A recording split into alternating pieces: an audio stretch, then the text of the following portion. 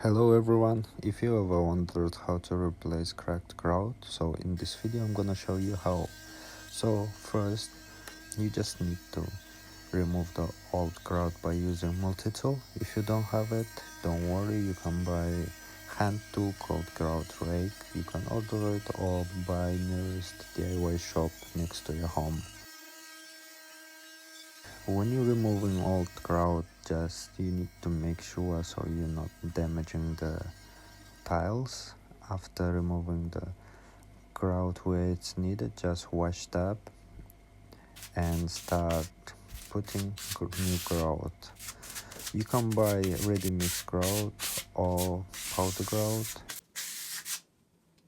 and when you're putting the grout you have to make sure you're putting in the gap.